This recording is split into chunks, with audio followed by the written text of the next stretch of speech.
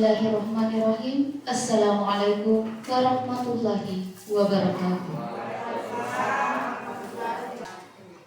Alhamdulillahirabbil alamin wassalatu wassalamu ala asyrafil anbiya'i wal mursalin wa ala alihi wa sahbihi ajma'in. Amma ba'd. Selamat pagi, salam sejahtera bagi kita semua. Yang terhormat Bapak Haji Alimuddin SPD MPD selaku pengawas SMP Satap Tanda Surat. Yang terhormat Ibu Masna SPD selaku Kepala Sekolah SD dan SMP Satap Tanda Surat. Yang terhormat kepada para Dewan Guru dan staf SD dan SMP Satap Tanda Surat. Mari kita panjatkan puji dan syukur kehadirat Allah Subhanahu wa Ta'ala yang telah memberikan kita kesehatan, kesempatan sehingga kita dapat hadir dalam acara sosialisasi budaya positif. Dan tak lupa pula kita kirimkan salam dan salawat kepada junjungan Nabiullah Muhammad Sallallahu Alaihi Wasallam sebagai suri tauladan bagi kita semua. Hadirin yang berbahagia, untuk mengefisienkan waktu, izinkan saya untuk membacakan susunan acara sebagai berikut. Acara pertama, pembukaan oleh protokol. Acara kedua, menyanyikan lagu Indonesia Raya. Acara ketiga, sambutan. Acara keempat, penyampaian materi. Acara kelima, arahan dari Bapak Pengawas. Dan acara terakhir, penutup. Mari kita buka acara ini dengan bersama-sama membaca Basmalah. Bismillahirrahmanirrahim. Acara selanjutnya yaitu menyanyikan lagu Indonesia Raya. Dimohon para hadirin untuk berdiri.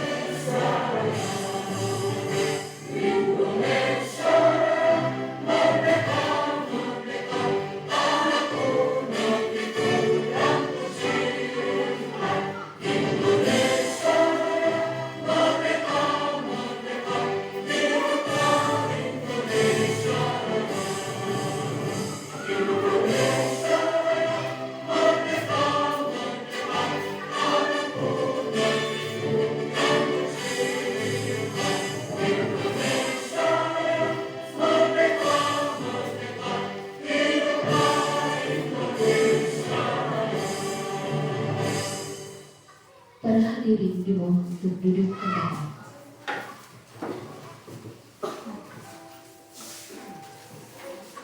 Acara selanjutnya. Acara selanjutnya yaitu sambutan dari Ibu Masna SPD selaku Kepala Sekolah SD dan SMP Satap Tanda Surat sekaligus membuka acara ini secara resmi. Kepada Ibu disilakan.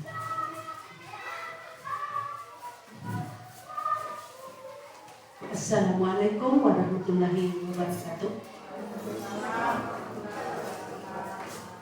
Bapak Pengawas SMP yang saya hormati dan saya muliakan, Bapak dan Ibu Guru SD SMP yang saya hormati dan saya muliakan, Alhamdulillah, puji syukur kita panjatkan kehadirat Allah Subhanahu wa Ta'ala, di mana pada pagi hari ini kita masih diberi kesehatan, kesempatan bersama-sama di ruangan ini guna melaksanakan sosialisasi budaya positif bagi guru penggerak terkhusus SMP Sagak Tanahsura, sekaligus arahan dari Bapak Pengawas tentang bagaimana kegiatan pembelajaran ke depannya. Alhamdulillah, saya sangat salut ini kegiatan guru penggerak, yakni sosialisasi budaya positif. Artinya bahwa kita di sini akan menularkan kepada siswa kita, baik SD, baik SMP, sekaligus SD SMP, karena dia dalam satu atap dalam hal ini. Olehnya itu saya sangat harapkan kepada ibu, bapak dan ibu guru yang telah mengikuti guru penggerak ini selalu memberikan yang terbaik bagi sekolah kita. Olehnya itu, pada hari ini saya buka sosialisasi ini dengan mengucapkan Bismillahirrahmanirrahim.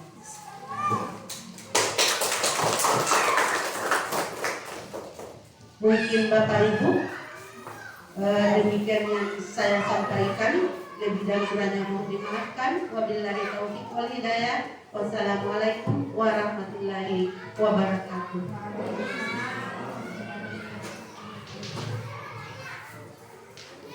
Ya, terima kasih atas sambutan sekaligus telah membuka acara ini dengan resmi. Acara selanjutnya yaitu penyampaian materi yang pertama, yaitu Bapak Muhammad Hasbi SPD. Selanjutnya akan dilanjutkan dengan Ibu Saldania SPD. Kepada Ibu, disilakan. Ya, selamat pagi menjelang siang, Bapak Ibu. Sudah hampir siang. Masih semangat? Masih bisa fokus ya. Jadi untuk sesi saya pada hari ini tuh akan mengambil sesi 1 jam ke depan. Nah, tadi kan Bapak sudah mengambil satu sesi 1 jam. Nah, pada kali ini saya akan mengambil satu sesi untuk 1 jam ke depannya. Nah, sebelumnya terima kasih banyak kepada Bapak Pengawas yang telah bersedia untuk hadir pada hari ini dalam rangka mengikuti sosialisasi budaya positif yang kami lakukan selaku CGP Angkatan 7. Nah, terima kasih juga kepada Ibu Kepala Sekolah yang telah bersedia meluangkan waktunya juga untuk ikut dan bersedia membantu program kami sehingga acara ini dapat kita laksanakan pada hari ini. Nah, terima kasih juga kepada Bapak dan Ibu guru yang juga telah hadir. Terima kasih banyak. Terima kasih yang sebesar-besarnya karena telah bersedia menjadi peserta dari sosialisasi budaya positif yang kami lakukan pada hari ini. Nah, sebelumnya masih semangat ya? Apa perlu speaking dulu sebelum kita lanjut materi? Boleh? Ya, boleh ya. Jadi instruksinya itu untuk kepada semua peserta. Ya, kalau saya bilang pagi, tepuknya 1 kali. Nah, kalau siang, tepuknya 2 kali. Nah, kalau malam tidak usah bertepuk. Hening. Nah, malam kan biasanya hening ya, tidak usah ribut. Oke, bisa dimulai? Pagi, siang, pagi, siang, pagi, siang, pagi, pagi, malam. Rupanya masih ada yang belum konsentrasi. Masih ada yang belum fokus ya. Oke, untuk kedepannya sebentar, mudah-mudahan bisa lebih fokus lagi karena materi ini sangat menarik untuk kita bahas selaku guru semua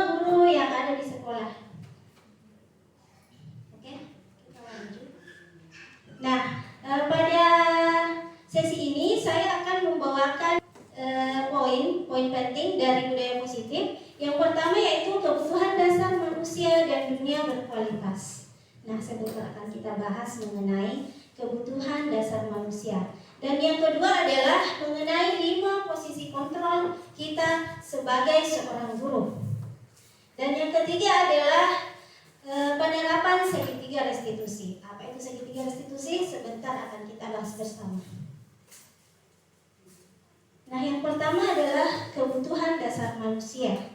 Kebutuhan setiap orang berbeda dan kita harus mampu mengetahui kebutuhan apa yang dia butuhkan saat ini. Nah, sehingga kita mengetahui tindakan apa yang akan kita berikan berikutnya. Nah, misalnya pada anak didik kita, setiap anak kan pernah melakukan kesalahan ya. Nah, ketika anak tersebut melakukan kesalahan, kita harus mengetahui dulu kebutuhan apa sih yang tidak terpenuhi dari anak tersebut. Nah, apakah kebutuhan akan cinta dan kasih sayangnya dari gurunya, ataukah kebutuhan dari teman-temannya merasa ingin dihargai, ataukah ada yang lain. Nah, pada kebutuhan dasar ini ada 5 poin penting yang harus kita pelajari. Yang pertama yaitu kebutuhan bertahan hidup. Nah, yang kedua adalah kebutuhan cinta kasih, yakni rasa memiliki dan dimiliki. Yang ketiga adalah kebutuhan akan penguasaan. Yang keempat, kebutuhan akan kebebasan. Dan yang berikutnya adalah kebutuhan akan kesenangan. Nah, kita bahas satu persatu. Kebutuhan akan bertahan hidup. Nah, pada poin ini itu ada 2 kebutuhan yang harus terpenuhi, yakni kebutuhan yang bersifat fisiologis dan kebutuhan yang bersifat psikologis. Nah, yang bersifat fisiologis itu misalnya kita butuh sehat untuk datang hadir di sekolah mengikuti pembelajaran. Nah, kita butuh tempat berlindung misalnya. Nah, di sekolah kan sudah ada fasilitas, sudah ada ruang kelas. Nah, di sini tempat atau rumah dari anak-anak didik kita di sekolah sudah terpenuhi. Kemudian kebutuhan akan makan. Misalnya saja kalau anak-anak didik kita lapar dalam menghadapi pembelajaran kan pasti tidak enak ya. Nah, lapar bu, capek.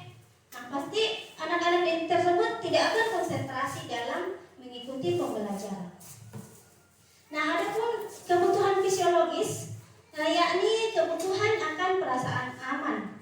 Nah, ketika siswa-siswi kita di dalam mengikuti pembelajaran, kita sebagai guru harus mampu memberikan situasi yang aman dan nyaman di dalam kelas. Seperti apa itu? Nah, misalnya saja kita memberikan sesuatu atau memberikan kenyamanan yang lebih terhadap siswa. Kalau misalnya anak-anak didik kita takut sama gurunya, pasti dia tidak mau masuk kelas, tidak usah belajar. Ibu Sarda di dalam selalu marah-marah misalnya. Ya, jadi anak-anak didik kita pasti tidak ingin mengikuti pembelajarannya. Nah, kemudian daripada temannya, dari sisi teman-temannya, anak juga harus merasa bahwa saya ini dibutuhkan oleh teman-teman saya. Kemudian saya tidak ingin dibully oleh teman-teman saya. Karena terkadang itu ada anak-anak yang merasa tersisih karena sering ada anak yang mengejek temannya. Nah, pada saat dia mengejek kan, maka anak ini kan tidak akan mau masuk ya, karena dia tidak merasa aman. Misalnya diancam sama temannya, kalau kamu masuk jangan masuk ya, kalau kamu masuk saya ini pukul misalnya. Ya, jadi seperti itu kebutuhan akan bertahan hidup. Selanjutnya seorang siswa itu atau kita, kebutuhan yang kedua adalah kebutuhan akan cinta, kasih sayang, rasa memiliki, dimiliki, dan rasa diterima. Nah, kebutuhan ini merupakan kebutuhan untuk kita disayangi, kebutuhan akan koneksi sosial. Nah, koneksi sosial di sini itu bisa terjadi hubungan antara guru dengan murid, bisa juga antara temannya, baik itu teman kelasnya maupun teman kelas yang lain.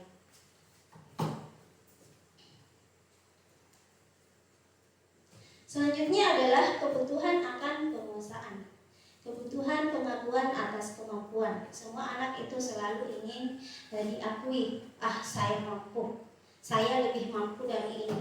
Nah, kebutuhan itu berhubungan dengan kekuatan untuk mencapai sesuatu agar dia menjadi lebih kompeten, menjadi terampil, diakui atas prestasi dan keterampilannya, serta didengarkan dan memiliki rasa harga diri.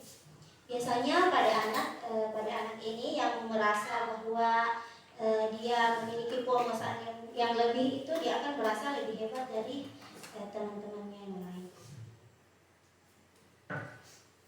Berikutnya adalah kebutuhan akan kebebasan.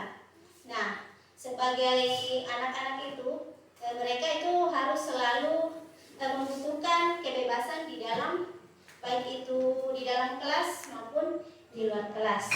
Kebutuhan untuk bebas adalah kebutuhan akan kemandirian, otonomi, memiliki pilihan bebas dalam ungkapan pendapat, serta bebas dalam memecahkan masalah. Nah, misalnya saja di dalam, kalau kita atur dalam berkelompok-kelompok anaknya, nah anak ini bebas mengemukakan pendapatnya kepada temannya, serta bebas untuk memecahkan masalah-masalah yang dihadapi di dalam kelompoknya itu sendiri. Selanjutnya adalah kebutuhan akan kesenangan. Nah, anak-anak juga kan beratnya ya, biasanya itu maunya hanya senang-senang saja, ya. Jadi di sini kebutuhan akan kesenangan adalah kebutuhan untuk mencari kesenangan, bermain, tertawa. Dengan kebutuhan dasar kesenangan yang tinggi, biasanya ingin menikmati apa yang dilakukan. Mereka juga kalau misalnya suka di dalam kelas, dia itu akan lebih berkonsentrasi tinggi di dalam mengikuti pembelajaran. Nah, sebisa mungkin nanti kita sebagai gurunya itu selalu menciptakan suasana-suasana yang menyenangkan di dalam kelas, sehingga muncullah rasa kepada siswa-siswa kita untuk mengikuti pembelajaran kita. Oke, di sini selanjutnya ada contoh kebutuhan dasar manusia. Tahun ini Doni genap berusia 17 tahun. Ia senang sekali ketika ayahnya mulai mengajarkan cara menyetir mobil. Setiap akhir pekan ia berlatih menyetir. Ia terlihat senang sekali berlatih, sampai akhirnya ia bisa menyetir mobil dengan baik dan lancar. Nah, ketika ibunya bertanya pada Doni, apa yang membuat dia ingin bisa menyetir mobil? Nah, ketika jawaban Doni adalah sebagai berikut, ada di halaman berikutnya. Nah, kebutuhan apa yang ingin dia penuhi dari kelima kebutuhan dasar yang tadi yang telah kita bahas. Nah, jawaban yang pertama, jawabannya Doni, menyetir mobil itu seru. Sangat seru Bu, kalau kita bisa menyetir mobil, katanya sama ibunya. Nah, kira-kira menurut Bapak Ibu, kebutuhan apa itu yang terpenuhi di sini?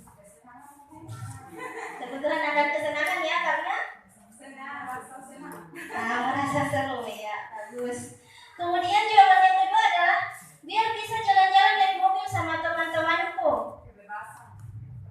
Kebebasan Ibu Salma. Kalau yang lain? Penguasaan dari Pak Masud. Masih ada yang lain? Tadi kan ada 5 kebutuhan ya. Ada cinta kasih, penguasaan, kebebasan, kesenangan, dan bertahan hidup. Nah, tadi itu ada beberapa jawaban yang berbeda. Sebentar kita lihat kebutuhan apa sih yang terpenuhi dari poin kedua ini. Kemudian poin ketiga adalah aku merasa bangga dan keren. Nah, kira-kira kebutuhan dasar apa yang terpenuhi di situ? Aku merasa bangga dan keren nih. Nah, bisa menyetir mobil. Ibu jawab, kira-kira apa itu Ibu? Cinta kasih ya? Ya, sebentar. Cinta kasih. Aku merasa bangga dan keren. Bangga sekali karena bisa bawa mobil. Penguasaan? Ya. Sebentar kita lihat bersama ya apa jawabannya sebenarnya. Apa?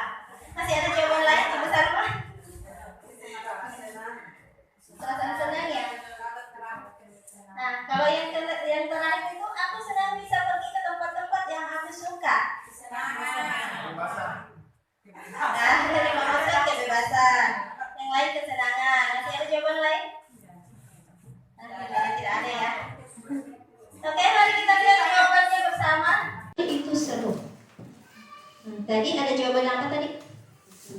Kesenangan. Nah, iya betul. Jadi ketika anak tersebut bilang, oh menyetir mobil itu sangat seru. Nah, itu tandanya dia senang akan menyetir mobil.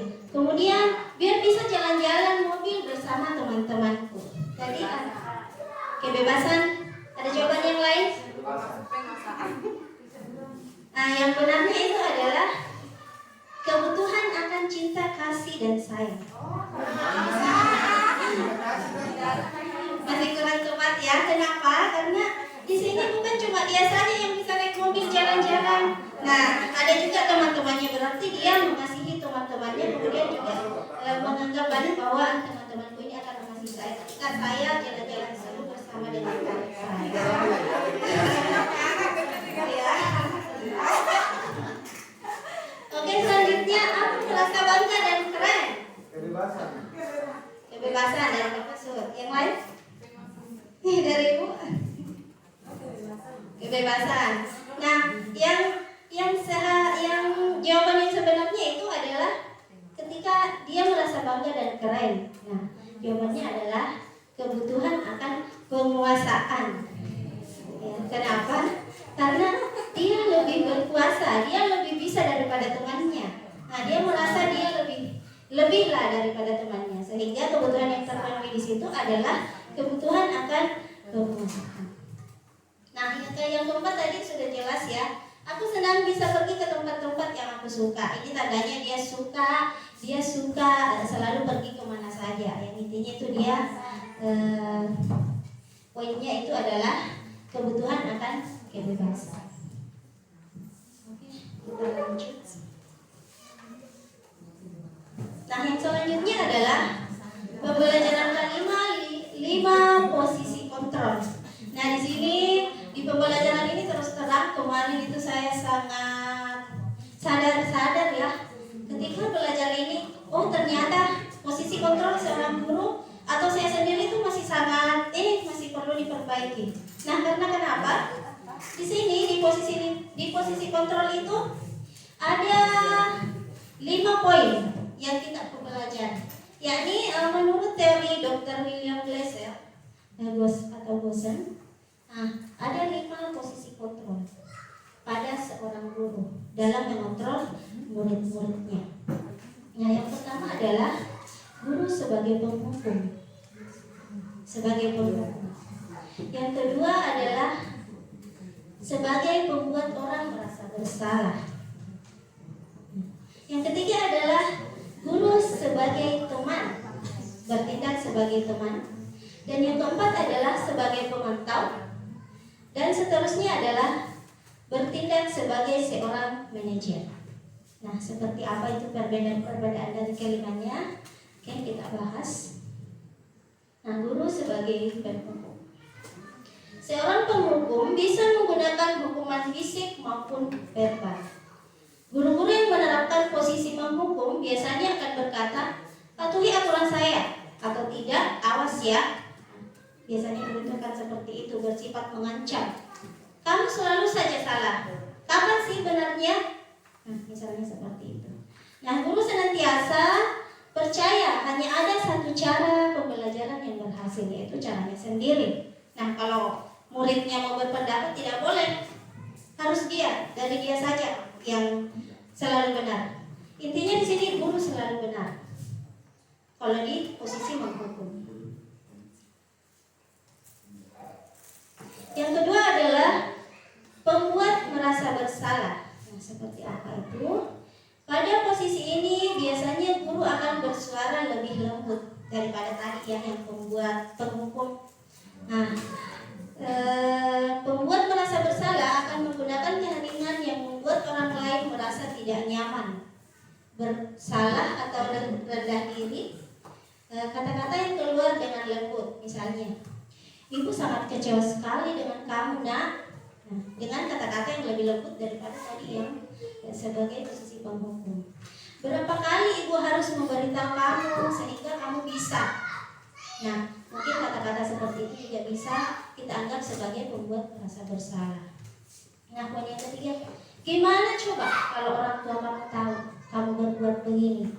Nah, ketika kita sebagai seorang guru mengungkapkan kata-kata yang seperti ini, pasti anak tersebut akan langsung tersentuh hatinya. Ketika kita berkata mengenai orang tuanya, pasti akan tersentuh. Saya sendiri juga seperti itu, kalau orang tua yang dikaitkan pasti akan langsung tersentuh. Nah, pada posisi ini murid akan memiliki penilaian diri yang buruk tentang diri mereka sendiri. Nah, merasa tidak berharga karena telah mengecewakan orang-orang yang disayangi. Kemudian guru sebagai teman. Nah, ini kadang-kala saya terapkan sama anak-anak didik kita, apalagi kalau di kelas 1 yang masih bisa di-handle. Nah, terkadang saya menerapkan ini, memposisikan diri saya itu sebagai temannya. Nah, pada posisi ini guru pada posisi ini tidak akan menyakiti murid, namun akan tetap berupaya mengontrol murid melalui persuasi. Posisi teman pada guru bisa negatif maupun positif. Nah, sisi positifnya di sini ketika kita sebagai seorang guru memposisikan diri kita sebagai temannya, maka anak-anak tersebut akan lebih menyayangi kita. Nah, ketika ada guru lain yang tidak memposisikan dirinya sebagai temannya, misalnya dia sebagai penghukum atau pembuat merasa bersalah, maka anak tersebut akan lebih condong menyukai kita. Nah, kalau kita memposisikan diri sebagai teman. Tetapi sisi negatifnya, ketika kita tidak bisa menuruti apa mau dari anak tersebut, kita tidak bisa memposisikan diri, karena suatu waktu kita pasti kita pernah merasa jenuh, kita pernah merasa bosan untuk berteman dengan anak ini, karena jangan sampai intinya kita sebagai guru itu kadang kan sikapnya kita merasa lagi bosan ini. Nah, ketika tersebut kita lakukan terhadap anak kita, nah, dari yang memposisikan diri sebagai teman dan tiba-tiba kita memposisikan diri sebagai penghukum, maka anak ini akan merasa kecewa terhadap kita. Dia akan merasa kecewa sehingga judge yang awalnya kita sebagai temannya, nah, akan berpindah sebagai ke posisi penghukum tadi, yang berakibat anak tersebut tidak akan menyukai kita lagi. Selanjutnya, posisi pemantau. Memantau berarti mengawasi. Posisi pemantau berdasarkan pada peraturan dan konsekuensi dengan menggunakan sanksi konsekuensi. Nah, ciri dari posisi pemantau ini biasanya dia selalu mengandalkan poin-poinnya. Misalnya, kamu sudah 5 kali terlambat, konsekuensinya seperti ini, harus begini. Ya, jadi selalu mengandalkan catatan-catatannya. Hari ini kamu alpa ya, besok kalau alpa lagi, ini konsekuensinya. Ibu kasih konsekuensi. Seperti itu. Jadi dia itu selalu mengandalkan hitung-hitungan di setiap pertemuannya dengan anak. Oke, selanjutnya adalah posisi manajer.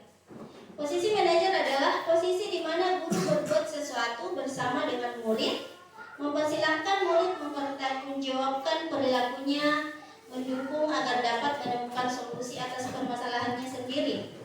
Seorang manajer telah memiliki keterampilan di posisi teman maupun pemantau.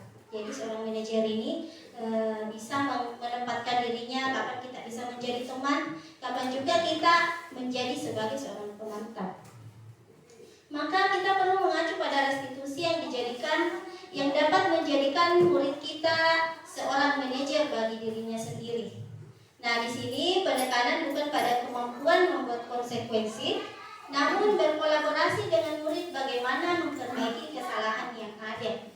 Nah, misalnya ketika anak kita terlambat, nah, kita di sini menuntunnya apa yang bisa kamu lakukan sehingga kamu tidak terlambat lagi. Di sini konsekuensi. Kemudian bentuk konsekuensinya, sebelumnya kan misalnya kalau kita sudah buat keyakinan kelas, nah sudah ada tuh bentuk-bentuknya. Nah, dalam bentuk konsekuensinya kita juga sepakati bersama dengan anak-anaknya. Nah, di posisi pemantau itu lebih efektif kita gunakan sebagai seorang guru. Nah, posisi seorang manajer, nah, biasanya kalau kita berada memposisikan diri sebagai seorang manajer, pertanyaan-pertanyaan yang timbul itu seperti apa yang kita yakini. Ketika kamu terlambat, nah apa yang kamu yakini? Kemudian, apakah kamu meyakininya? Misalnya. Kemudian, jika kamu meyakininya, kalau misalnya kesalahan dari terlambatnya, jika kamu meyakininya, apakah kamu bersedia memperbaikinya? Nah, jadi ada beberapa tahap yang kita lakukan terhadap anak. Terus selanjutnya, kira-kira apa rencana kamu untuk memperbaiki hal ini sehingga kamu tidak terlambat lagi? Nah, jadi seperti itu. Tugas seorang manajer bukan untuk mengatur, melainkan untuk membimbing. Bisa jadi dalam praktik penerapan disiplin sehari-hari kita akan kembali kepada posisi teman maupun pemantau. Karena murid yang ditangani belum siap diajak berdiskusi atau diundang untuk melakukan restitusi. Nah, misalnya kita masih di kelas, belum bisa untuk diajak melakukan restitusi, maka perlu disadari, tujuan akhir dari 5 posisi kontrol seorang guru adalah mencapai posisi manajer. Jadi yang terbaik dari yang terbaik itu dari kelima posisi adalah posisi menempatkan diri kita sebagai posisi manajer, kita sebagai seorang guru. Nah, dari mana pada posisi ini murid akan menjadi pribadi yang lebih mandiri, merdeka, bertanggung jawab atas segala perilaku dan sikapnya yang pada akhirnya akan menciptakan lingkungan yang positif, aman, nyaman, dan menyenangkan. Nah, itulah yang selama ini yang kita idam-idamkan di sekolah kita. Dan semoga kedepannya mudah-mudahan kita bisa perbaiki dari hal-hal kecil sehingga terciptalah lingkungan yang positif, nyaman, dan menyenangkan, baik itu di kelas maupun di luar kelas. Amin. Oke, selanjutnya. Nah, di sini ada 5 posisi kontrol. Nah, di sini ditunjukkan ada motivasi, identitas gagal, identitas berhasil dan sukses, dan identitas berhasil juga dan sukses, yang dimana manajer ini ketika kita memposisikan diri sebagai seorang manajer, maka identitas yang kita dapatkan adalah identitas yang sukses dan mengontrol diri, akan kontrol diri dari dalam anak itu sendiri. Kalau kita memposisikan diri sebagai seorang manajer, nah yang timbul itu motivasi yang timbul itu dari dalam diri anak sendiri, bukan dari kita. Nah, kalau untuk identitas berhasil dan sukses, yang kontrolnya dari luar adalah memposisikan diri sebagai teman dan pemantau. Nah, misalnya kita sebagai seorang guru kan, kita selalu berupaya untuk selalu bagaimana cara kita agar anak-anak tersebut bisa mengikuti dan belajar sesuai dengan apa yang kita harapkan. Nah, kita selalu membujuknya dengan kata-kata yang manis.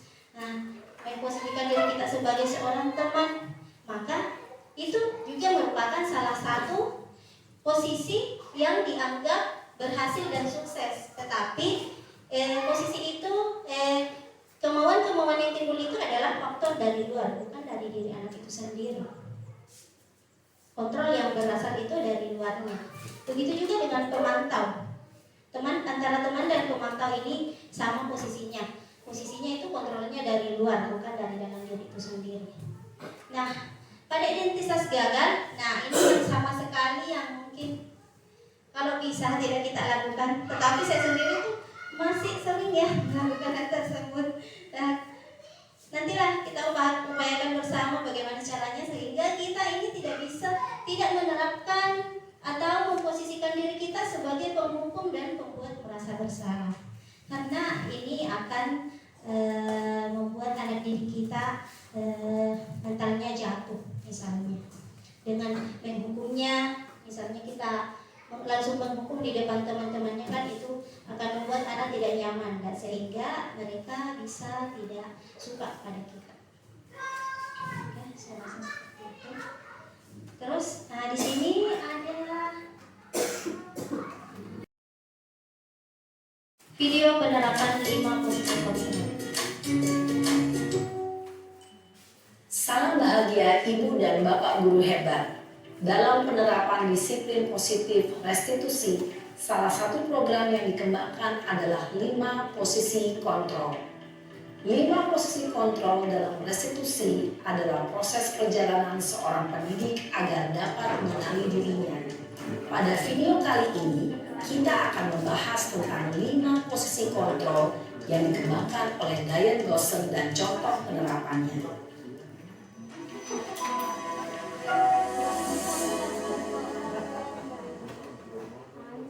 Lima posisi kontrol itu adalah 1. Posisi penghukum, 2. Posisi pembuat merasa bersalah, 3.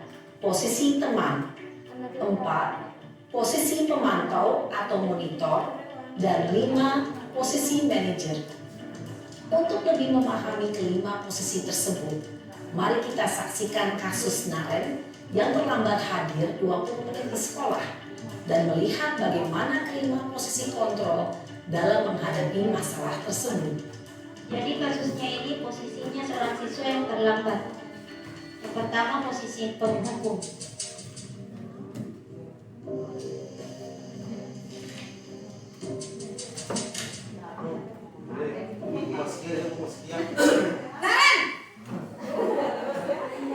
Siapa yang merasa ini?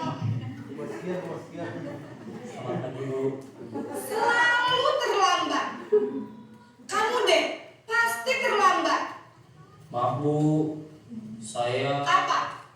Apa coba? Alasan kamu apa lagi? Kapan sih kamu tidak terlambat? Malas sekali ya kamu jadi anak. saya Dasar pemalas.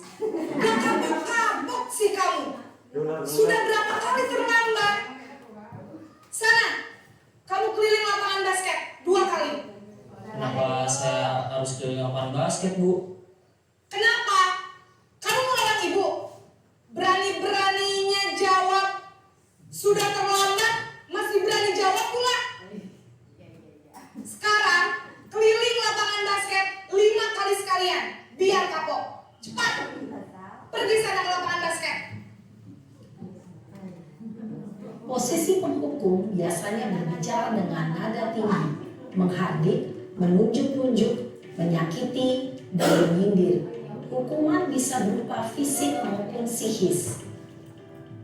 Ibu dan Bapak guru hebat, dampak yang terjadi pada murid ketika guru berada pada posisi penghukum adalah murid cenderung akan memberontak, bahkan menyimpan dendam.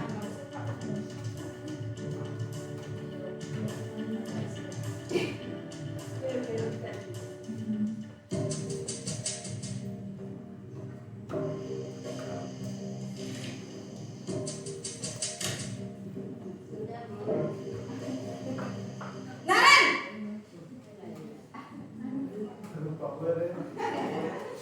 Selamat pagi Bu. Naren. Kamu kenapa terlambat lagi, nak? Ya Tuhan, Naren. Kamu senang ya bikin ibu susah ya? Kalau kamu terlambat lagi, nanti ibu yang ditegur bapak kepala sekolah, nak. Disangka ibu tidak bisa membina kamu. Duh, gimana ini? Maaf Bu, Duh, Gusti Naren. Kamu suka ya kalau ibu tegur bapak kepala sekolah? Terus, sekarang ibu harus tulis apa ini di buku absen? Ini kamu sudah sering terlambat loh. Ibu harus apa coba? maaf Bu, maaf sekali. Ya sudah, lain kali jangan bikin ibu susah lagi ya nak ya. Ibu tidak akan kuat lagi kalau kamu begini terus. Bisa jantungan kalau ibu tegur bapak kepala sekolah. Sana cepat ke kelas. Maaf ya Bu, maaf sekali. Posisi membuat rasa bersalah berbicara dengan nada tenang, cenderung lembut. Namun kata-kata yang diutarakan membuat murid merasa menjadi orang yang gagal, memandang buruk dirinya sendiri, merasa tidak berharga, dan tidak sanggup membahagiakan orang lain. Ketika guru mengambil posisi pembuat rasa bersalah, murid akan menganggap dirinya yang bersalah dan ia akan menyimpan emosi negatif tersebut di dalam dirinya.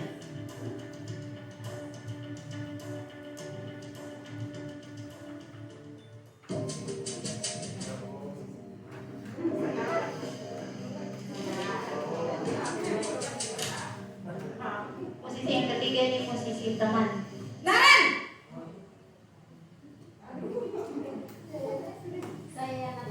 Selamat pagi Bu. wah, sudah jam berapa ini nak? Terlambat lagi ya sayang. Iya Bu, habis ibu saya lupa bangunkan saya Bu. Kamu malah menyalahkan ibu kamu. Kamu bukannya anak yang larinya paling kencang. Kok terlambat sih? Iya Bu, saya memang terlambat bangun tadi. Jadi biarpun saya lari kencang, tetap gak kekejar Bu. Ya sudah sana, nanti lain kali larinya lebih kenceng lagi ya. Biar gak terlambat lagi. Bikin seneng ibu, demi ibu. Bisa kan? Bisa lah Bu. Ya sudah sana masuk kelas. Ibu beresin urusan absen kamu. Kamu ini ada-ada saja.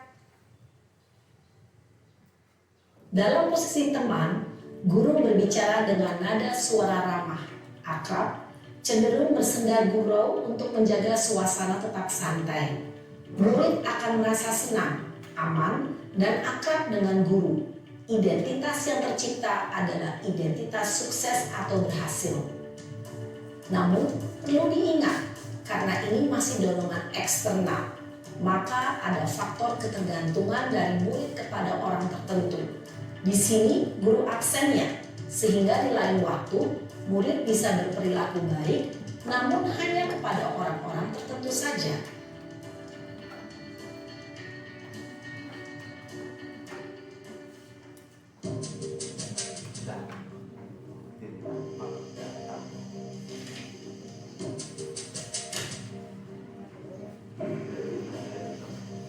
Naren!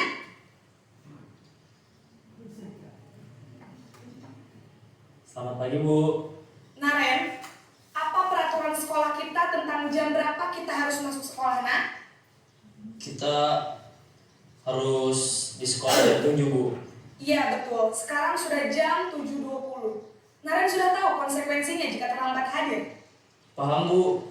Saya harus tinggal kelas pas jam istirahat selama 20 menit. Iya benar, konsekuensinya demikian. Jadi nanti jam 9.30 pas istirahat, kamu harus tinggal di kelas, kerjakan tugas tambahan untuk ketertinggalan kamu, ya? Baik Bu. Posisi pemantau mengandalkan penghitungan atau data untuk mengontrol murid. Guru mengarahkan murid berdasarkan peraturan dan konsekuensi. Seorang pemantau menunjukkan bahasa tubuh dan ekspresi wajah yang datar dan cenderung formal.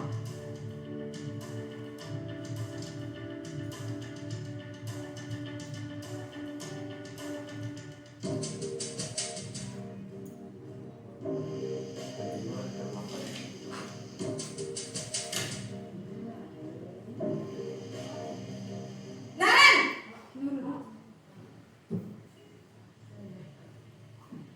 Selamat pagi Bu. Selamat pagi Naren.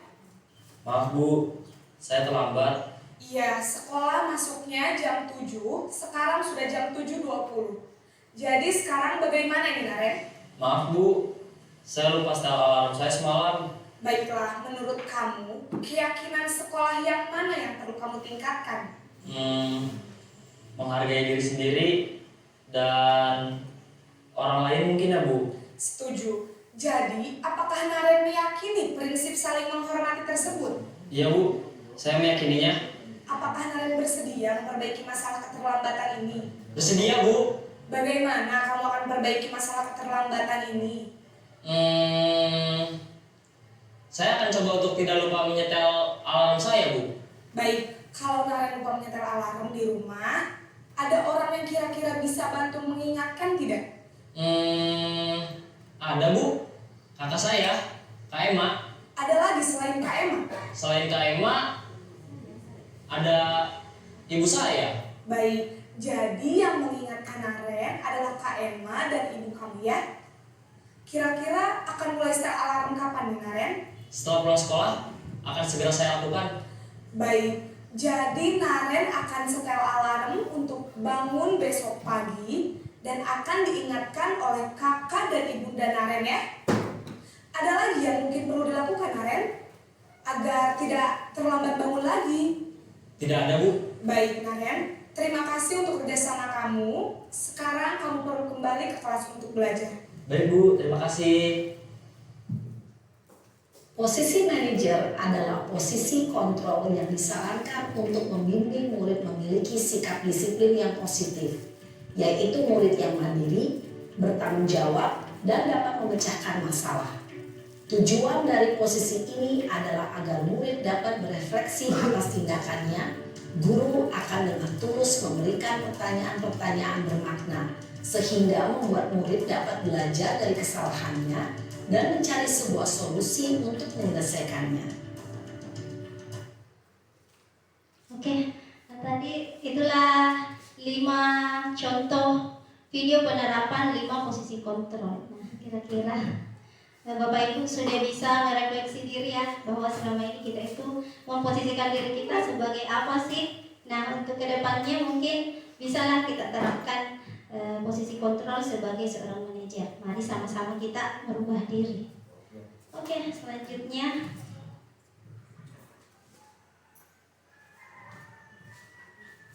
nah ini adalah pembelajaran kelima, segitiga restitusi. Nah, barangkali Bapak Ibu masih asing dengan kata restitusi atau sudah pernah mendengar? Oke, mari kita bahas bersama.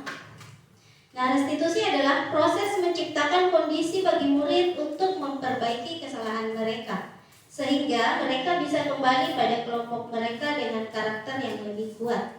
Itu menurut para ahli, yakni Goshen 2004. Restitusi juga merupakan proses kolaboratif yang mengajarkan murid untuk mencari solusi untuk masalah mereka dan membantu murid berpikir tentang orang seperti apa yang mereka inginkan dan bagaimana mereka harus memperlakukan orang lain. Jadi restitusi itu intinya kita menuntun anak-anak, membantu anak didik kita sehingga kesalahan-kesalahan yang mereka buat itu dia pecahkan sendiri dan pada ujung-ujungnya nanti kesalahan tersebut tidak akan terulang lagi dengan memecahkan sendiri masalah yang dihadapi. Oke, selanjutnya ini ada gambaran segitiga restitusi. Ya, jadi nanti kalau misalnya kita menerapkan ini ada 3 tahap yang bisa kita lakukan. Nah, yang pertama yaitu tahap menstabilkan identitas. Selanjutnya adalah validasi tindakan yang salah, serta dan selanjutnya menanyakan keyakinan-keyakinannya. Seperti apa itu segitiga restitusi?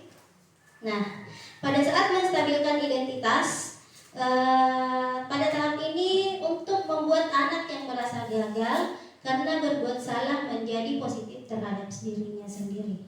Bukan dia menjadi merasa bahwa saya terlambat, saya memang orang yang tidak berguna. Jadi sebisa mungkin kita sebagai seorang guru mengupayakan agar kesalahannya itu bisa mengalihkan dunianya menjadi bahwa ini adalah sesuatu yang positif bagi saya.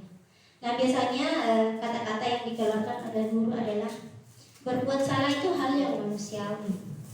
Tidak apa-apa nak, kamu berbuat salah. Berbuat salah itu manusiawi. Tidak ada manusia yang sempurna. Terus Bapak Ibu juga pernah melakukan kesalahan hal tersebut. Jadi intinya di sini kita menetralkan lah, misalnya dalam anak didik kita dalam keadaan marah, kita netralkan dulu posisinya, kita tenangkan dulu pada posisi ini. Pada tahap menstabilkan identitas. Kemudian tahap kedua, validasi tindakan yang salah. Nah, pada tahap ini membantu siswa mengenali basic atau kebutuhan yang ingin dipenuhi ketika melakukan kesalahan itu. Pada dasarnya, setiap tindakan manusia tujuannya adalah memenuhi kelima kebutuhan tadi. Tadi kan sudah dibahas ya mengenai 5 kebutuhan anak tersebut. Tadi pada tahap ini kita memvalidasi tindakan kita. Sebenarnya apa yang salah dari anak ini? Sehingga kita bisa mampu menganalisis, oh anak ini itu kebutuhan yang tidak terpenuhi adalah ini. Misalnya kalau SD ya, kalau pada SD ada yang suka minta-minta makanannya temannya, minta kan makanan teman, atau lapar kak dari tadi, minta kan makanan tay. Nah, misalnya, narawan musik coy ya, kata mbak ya. Nah bisa jadi ketika anak-anak tersebut dan melaporkan temannya yang lain bahwa ini bu, si Adi selalu minta makanan tak, si minta merong minta Adi tak, melok datang mandi misalnya. Ya, jadi kita ketika seorang guru menghadapi ini, maka kita harus tahu dulu kenapa Adi ini minta makanannya temannya, kebutuhan apa yang tidak terpenuhi. Bisa saja Adi ini tidak sarapan dari rumahnya. Nah, sehingga kita bisa mengambil tindakan, oh Adi tidak sarapan, kita kasih makan dulu. Terus misalnya kalau Adi suka, ketika ibu bertanya, kenapa ya kamu ambil makanannya temanmu? Aku suka ibu kalau di situ menangis, walau kita lagu, nah misalnya. Nah kebutuhan akan apa tuh? Kira-kira kalau dia bilang seperti itu, saya suka aja bu kalau misalnya me antar ibu walau kita. Nah kebutuhan akan ya kesenangan. Nah dia senang melihat temannya susah. Jadi kadang-kadang anak itu bersifat seperti itu. Jadi itulah yang harus kita tindaki dengan baik. Perlakuannya itu seperti apa? Misalnya kalau misalnya pada tumbuh-tumbuhan atau pada pohon, misalnya kalau kita tahu pohon ini mau dikasih pupuk buah supaya buahnya banyak, jangan dikasih pupuk daun. Nah, jadi perlakuannya itu harus tepat agar nanti tidak salah arah anaknya ini. Oke, selanjutnya adalah menanyakan keyakinan. Nah, pada tahap ini adalah tahap terakhir dari restitusi. Anak melihat kesalahannya dihubungkan dengan norma sosial dan nilai-nilai yang mendasari manusia berinteraksi dengan orang lain. Biasanya guru akan berkata, apa nilai kita percaya di dalam kelas atau sekolah kita? Nilai-nilai apa yang tidak kita sepakati sebelumnya? Nah, terus kelas ideal yang seperti apa sih yang kita inginkan? Nah, biasanya kita menanyakan hal-hal tersebut kepada anak didik kita seperti itu untuk anak didik tersebut melihat kesalahannya dihubungkan dengan norma-norma atau nilai-nilai yang telah kita pelajari sebelumnya yang tadi dibahas oleh Bapak Hasbi. Jadi intinya itu pada penerapan segitiga restitusi ini ada percakapan seorang guru dengan muridnya yang menerapkan segitiga restitusi. Kemudian menyenangkan hal-hal misalnya pada anak yang terlambat, dia itu dipanggil misalnya ke kantor, ditanya mengenai hal-hal kenapa dia terlambat.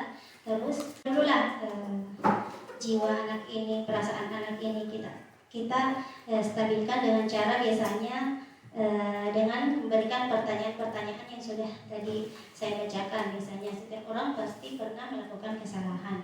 Nah, pada validasi tindakan kita bertanya lagi, kamu tentu punya alasan mengapa melakukan hal demikian. Nah, setelah dijawab kita bertanya lagi, jadi setelah melakukan pelanggaran ini, nilai-nilai apa yang telah kita sepakati sebelumnya, apa yang kamu langgar, dan kamu ingin menjadi orang yang seperti apa? Apakah kamu ingin terus tetap terlambat ataukah ingin merubah diri? Nah, intinya itu seperti itu. Jadi kita memancing anak-anak bagaimana dia bisa memecahkan sendiri permasalahannya. Nah, tugas kami kemarin itu saya dengan Pak Hasbi sudah pernah melakukan segitiga restitusi. Nah, kalau saya sendiri melakukannya pada kelas 1. Kalau Pak Hasbi kayaknya kelas 8 kemarin.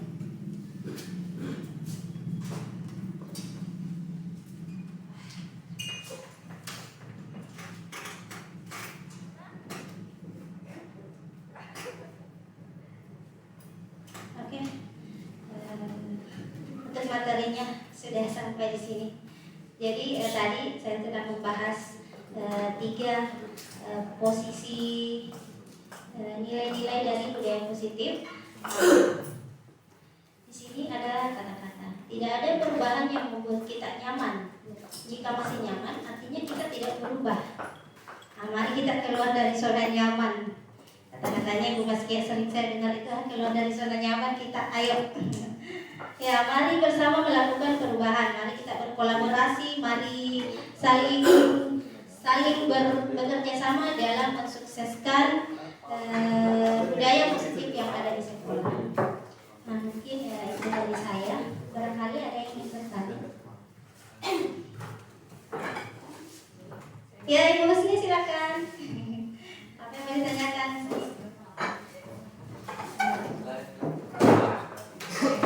Pakai mic dulu Ibu Husni. Terima kasih atas kesempatan yang diberikan kepada saya.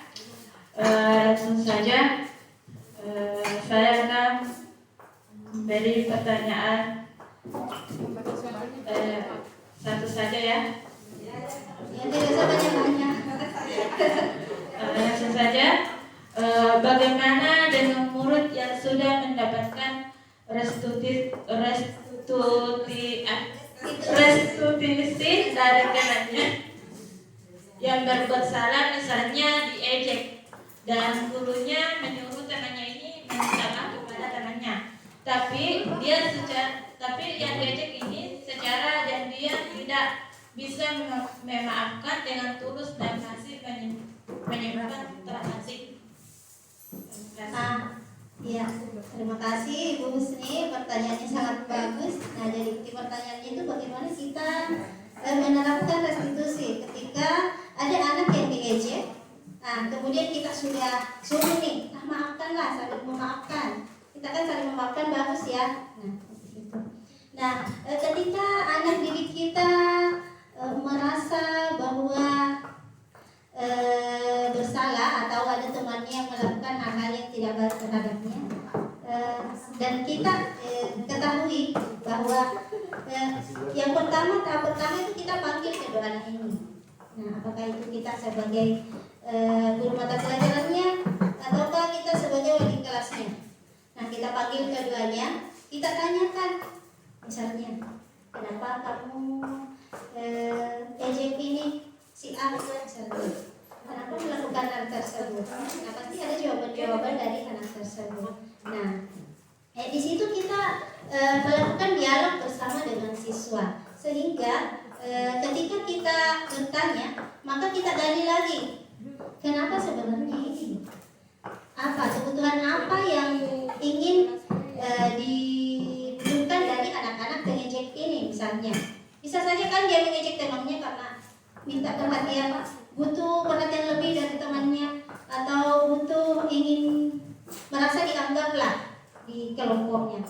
Nah, dari penanganan dari kasus itu, ketika kita mengetahui bahwa oh ternyata anak si A ini mengejek si B karena dia merasa tidak dianggap.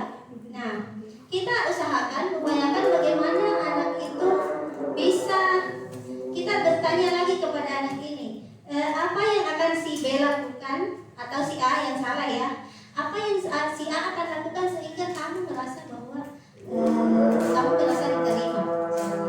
Maka anak ini akan menjawab lagi,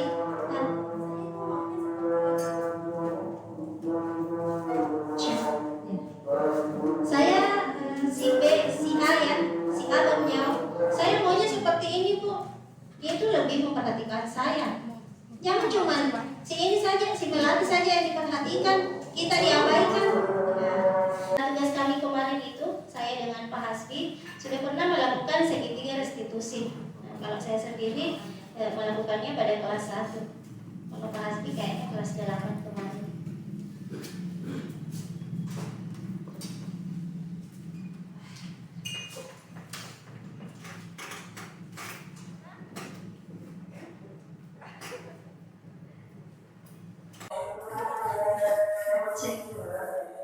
Ya, dari penerapan segitiga restitusi ini bisa kita simpulkan nanti dengan menanyakan hal-hal demikian.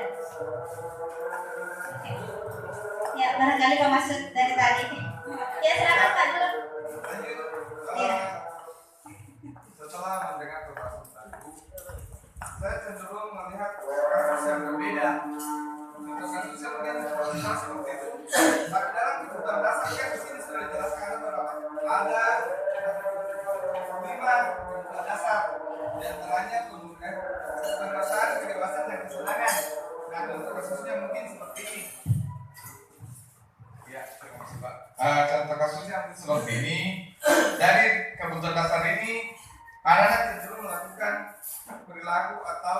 kegiatan yang menurutnya ada kebebasan di dalamnya dan kesenangan di dalamnya. Nah, contoh kasusnya seperti ini. Masyarakat telah ya, dia menurut dia lakukan ini, menurutnya dia sudah benar. Tapi ada yang merasa salah gitu. Nah, terjadi kesalahpahaman terhadap proses penerapannya. Langkah apa yang dilakukan guru sebagai manajer untuk menghadapi itu? Karena dalam kebutuhan dasar kita harus pahami bahwa dia punya kebebasan, dia punya kedewasaan, dia ingin kesenangan serta cinta kasih. Kira-kira penyelesaiannya seperti apa? Karena masing-masing harus memiliki hak tersebut. Terima kasih. Apakah sesuatu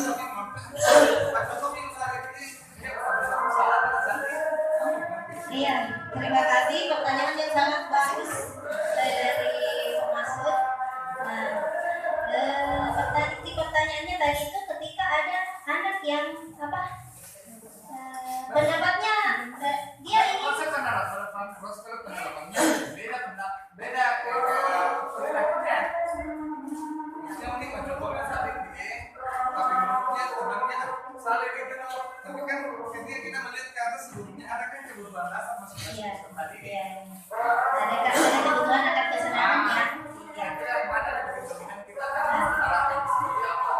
Ya, di dalam menerapkan kebutuhan akan kesenangan anak ini, sebelumnya kan kita sudah membuat keyakinan keras. Nah, di situ ada nilai-nilainya.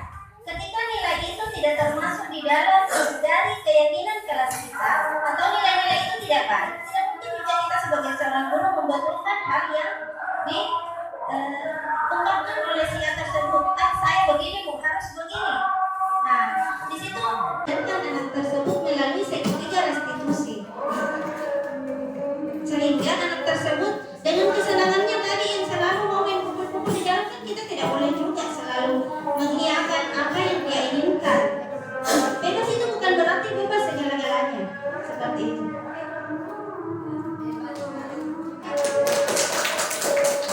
Mungkin ya 3 pertanyaan sudah cukup karena durasi waktunya juga, karena Bapak juga ada yang ingin disampaikan. Oke, sekian dari kami. Wabillahi taufiq wal hidayah. Wassalamualaikum warahmatullahi wabarakatuh.